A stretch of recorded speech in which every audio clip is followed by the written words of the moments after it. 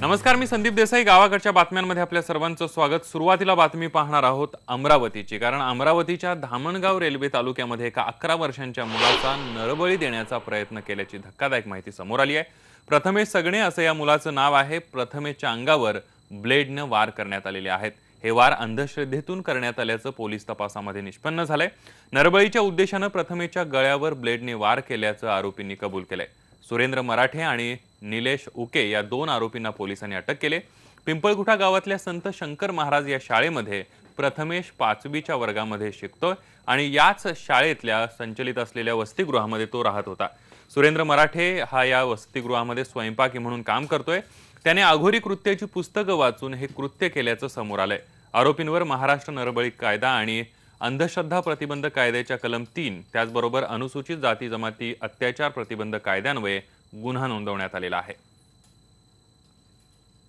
आतापर्यंत याच्यामध्ये 2 आरोपींना अटक केलेली आहे. याच्यामध्ये हा जो सुरेंद्र मराठे आहे हा अंधश्रद्धाळू आहे आणि त्याचं असं डोक्यामध्ये विचार होते की एका चांगल्या निरागस लहान मुलाला जर त्यांनी बळी दिलं, त्यांनी जर त्याचं रक्त स्वतःच्या शरीराला बोटाला लावलं तर त्याला अलौकिक शक्ती प्राप्त होईल असा त्याचा विश्वास, अंधविश्वास होता. आणि त्या अंधविश्वासापोटी त्यांनी ह्या अशा मुलाला, प्रथमेशला गोड बोलून, चांगले दिसणाऱ्या प्रथमेशला गोड बोलून ताब्यात घेतलं आणि त्याच्या गळ्यावर वार केलेले आहेत त्यांनी. पुढची बातमी आहे बारामतीमधली. तरुणीच्या घरच्यांच्या मारहाणीमुळे एका तरुणानं आत्महत्या केल्याची घटना बारामतीमध्ये घडली आहे. संतोष रसाळ असं आत्महत्या केलेल्या तरुणाचं नाव आहे. त्यानं बारामतीतल्या एका तरुणीला फोन केला होता. ही बाब तिच्या घरच्यांना समजली. त्यांनी संतोष रसाळला मारहाण केली. मारहाण केल्यानंतर अर्धमेल्या अवस्थेमध्ये संतोषला त्याच्या घरच्यांच्या ताब्यामध्ये देण्यात आलं. संतोषला जळगाव सुपे गावातल्या घरी आणलं. संतोषचे कुटुंबीय जेव्हा गोठ्यामध्ये दूध काढण्यासाठी गेले तेव्हा संतोषनं गळफास केल्याचं त्यांच्या निदर्शनास आलं. संतोषच्या आत्महत्येला जगताप कुटुंबीय जबाबदार असल्याचा आरोप संतोषचे वडील बाळासाहेब रसाळ यांनी केलाय. या प्रकरणी 9 जणांविरुद्ध वडगाव निंबाळकर पोलिसांमध्ये गुन्हा दाखल करण्यात आलाय. मुलीच्या वडिलांना आणि भावाला पोलिसांनी ताब्यात घेतलंय.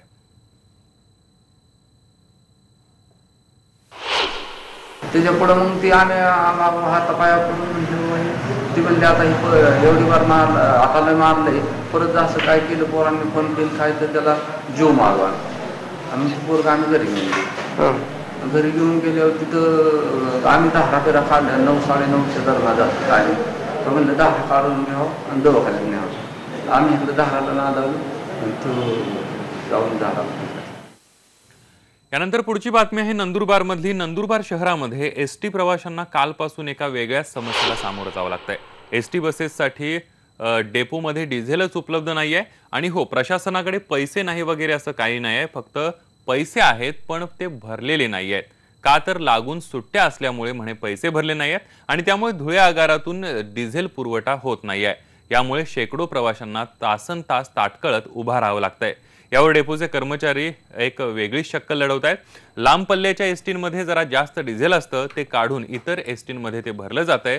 पण हे सगळं काम जे आहे ते वेळखाव आहे आणि या सगळ्याचा त्रास जो आहे तो प्रवाशांना होत आहे.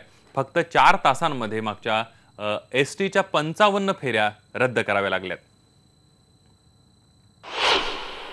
मी नंदुरबार बस स्थानकावर सकाळी 7 ते 8 वाजेपासून उभा आहे, परंतु इथे एकही गाडी लागलेली नाहीये. ते म्हणतात की गाडीमध्ये डिझेल नाही. मला शिंदखेड्याला अर्जंट जायचं होतं, परंतु गाडीमध्ये डिझेल नसल्यामुळे माझा प्रवास आज थांबलेला आहे. आम्ही सकाळचे उभे इथं बसने भेटत होतो. रिक्षाने आलो आम्ही 4-5 जण रिक्षाने आलो. बाकी मुली तर घरी गेल्या. 4-5 जण आले. इथं बसने लागत आहे. काय झालं काय माहिती. यानंतर पुढची बातमी आहे गडचिरोलीमधली. गडचिरोली जिल्ह्यामध्ये महाराष्ट्र तेलंगणा सीमेवर सिरोंचा तालुक्यामध्ये गोदावरी नदीवर बांधण्यात आलेल्या पुलाचं काम पूर्ण झालंय. सिरोंचा तालुक्यातल्या जनतेनं या पुलाचं स्वप्न गेल्या 100 वर्षांपासून पाहिलं होतं. त्यासाठी मोठा संघर्ष सुद्धा केला होता. 2 किलोमीटर लांबी असलेला राज्यातला सर्वाधिक लांबीचा तर देशातल्या 4थ्या क्रमांकाचा हा पूल ठरलाय.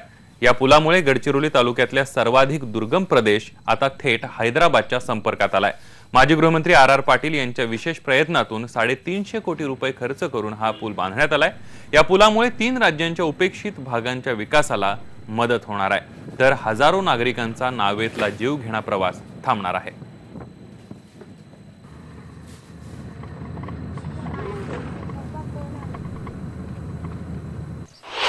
1700 किलोमीटर दूरी पर। यहाँ पर विकास का कोई साधन नहीं है और ये जो गोदावरी नदी पर जो ब्रिज बना और उसके वजह से आज सभी लोग आबा पाटिल के वजह से जो ब्रिज बना है तो सभी लोग पहले जैसा लोग नाव में प्रवास करते थे वो सभी को अब आज जाना आना दिक्कत नहीं हुआ। नहीं तो पहले जीव धोखे में डालकर लोग नहीं क्या 2-2 घंटा वेट करके नाव में प्रवेश करते थे, अभी वैसा नहीं रहा। पुढची बातमी आहे उस्मानाबादमधली। उस्मानाबाद जिल्ह्यामध्ये सोयाबीनवर लष्करी अळीचा प्रादुर्भाव झालेला आहे आणि अळीमुळे शेतकरी संकटात सापडलाय। सलग 5 वर्षांपासून दुष्काळाचा सामना करणाऱ्या उस्मानाबाद जिल्ह्यामध्ये यंदा सुरुवातीला चांगला पाऊस झाला आणि त्यामुळे पेरण्या चांगल्या झाल्या। सध्या जिल्ह्यामध्ये आतापर्यंत एकूण 45% इतका पाऊस झालाय। याच पावसाच्या जोरावर शेतकऱ्यांनी पेरण्या केल्या।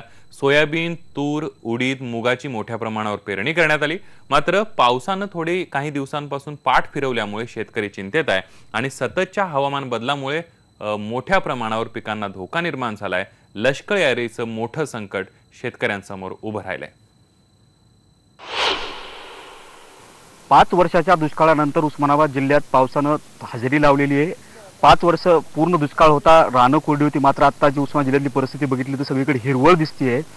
आतापर्यंत 46 मिलीमीटर इतका उस्मानाबाद जिल्ह्यात पाऊस झालाय। त्याच पावसामुळे उस्मानाबाद जिल्ह्यातील शेतं असतील हिरवेगार झाली आहेत। त्याच्याच पावसाच्या जोरावर शेतकऱ्यांनी पिकाची आपल्या विविध लागवड केलेली, सोयाबीन असेल, तूर असेल, मका असेल, अशी पिकं शेतकऱ्यांनी शेतात घेतली। मात्र आता या सोयाबीन पिकावरती, सोयाबीनचं क्षेत्र उस्मानाबाद जिल्ह्यातला वाढलेलं आहे, लागवड जास्त केलेली शेतकऱ्यांनी।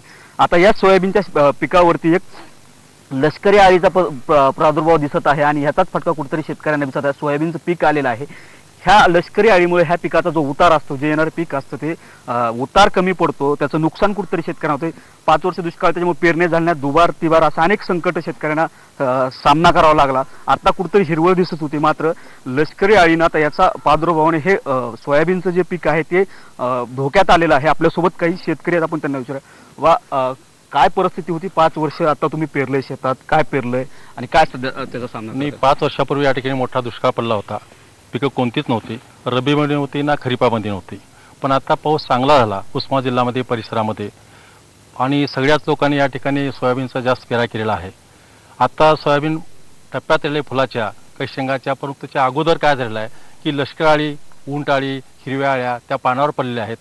जे अन्न तयार करणारी पानं असतात तीच पानं खाऊन टाकल्यामुळं फुलं पुढं त्या शेंगामध्ये दाणे भरत नाहीत आणि त्याच्यामुळं फार मोठं नुकसान या ठिकाणी त्या अळ्यामुळे होत आहे। आता सगळं बियाणं खरेदी, रासायनिक खत खरेदी, औषधं खरेदी, फवारणी खरेदी, म्हणजे उत्पन्नापेक्षा खर्च जास्त होत चाललेला आहे।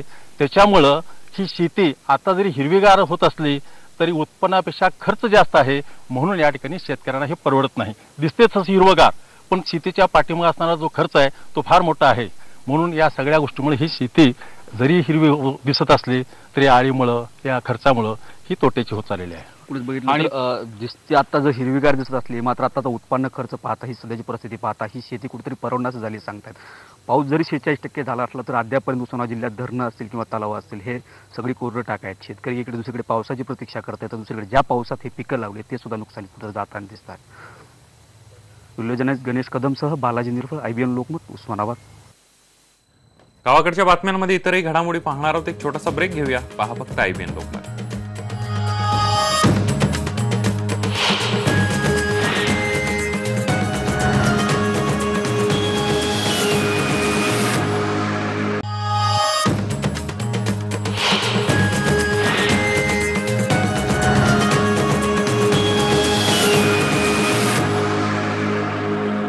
ब्रेकनंतर बातमी आहे परभणीतल्या धान्य घोटाळ्यासंदर्भातली। शासनाकडून गोरगरीब जनतेसाठी स्वस्त धान्य प्रणालीद्वारे कमी दरामध्ये धान्याची उपलब्धता केली जाते, मात्र याच गोरगरीब कष्टकरी जनतेच्या तोंडाचा घास पळवण्याचं काम परभणीत केलं गेलंय। मागच्या 3 वर्षात तब्बल 51,000 क्विंटल धान्य कागदोपत्री दाखवून 5 कोटींच्या धान्यावर डल्ला मारण्यात आलाय। दुसऱ्या तिसऱ्या कोणी नाही तर चक्क अधिकाऱ्यांनीच त्यावर हात मारल्याचं समोर आलंय। परभणी जिल्ह्यातल्या जनतेला आजही शासनाच्या स्वस्त धान्याचा आधार आहे। जिल्ह्यात 3 मोठी धान्याची कोठारं आहेत, ज्यामध्ये लाखो टन धान्य साठवण्यात आलंय। मात्र मागल्या 3 वर्षांमध्ये याच कोठारातून गोरगरिबांच्या धान्यांवर डल्ला मारण्यात आलेला आहे। गहू तांदळाचा साठा कागदोपत्री दाखवून हे धान्य काळ्या बाजारात विक्री करण्यात आलंय। याची माहिती पुरवठा विभागाला मिळाली। त्यांनी परभणीत येऊन तिन्ही कोठारं सील केली आहेत। त्यातल्या धान्याची मोजणी केली असता ज्यामध्ये धक्कादायक वास्तव समोर आलंय। 1 तारखेपासून 9 तारखेपर्यंत यावरती राज्य शासनाने एक टीम नेमून त्या टीमच्या माध्यमातून त्या गोडाऊनची पूर्णपणे तपासणी करण्यात आली आहे आणि एकूण दाखवलेल्या साठ्यातील अर्थात रजिस्टरवर दाखवलेल्या साठ्यातील मालापैकी जवळजवळ एक 5 करोड रुपयाचा माल 4 करोड 97 लाख समथिंग असा माल त्यामध्ये कमी आढळून आला आहे। आपण बघतोय गोरगरिबांचं धान्य काळा बाजारामध्ये विकणाऱ्या अधिकाऱ्यांवर कारवाई होते का हे बघायचं आहे। एक छोटासा ब्रेक घेऊया। बघता IBN।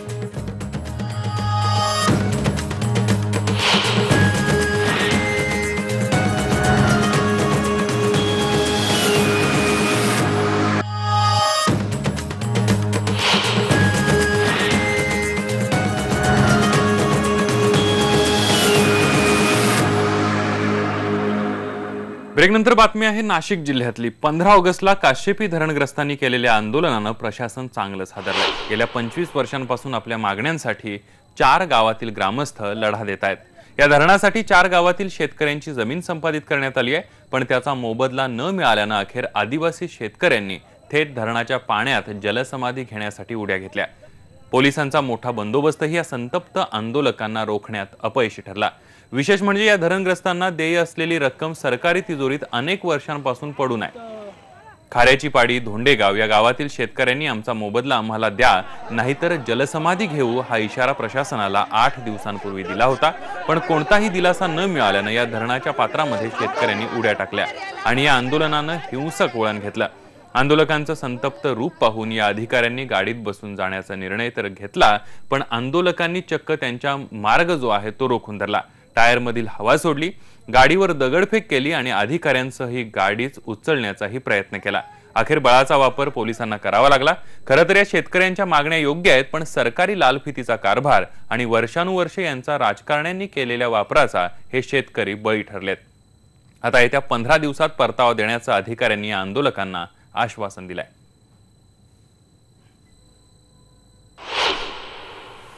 देशात सगळ्याच ठिकाणी आजचा स्वातंत्र्य दिन साजरा करण्यासाठी धूम आहे। देशाचं स्मरण केलं जात आहे, भारत माता की जयचा पुकार केला जातोय।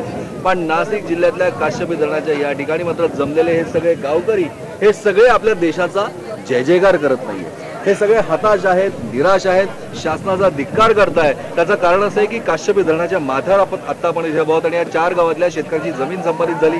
सगळेजण अनेक वर्षांपासून इथे या ठिकाणी आंदोलन करताय, पण त्यांना दिलासा मिळत नाहीये।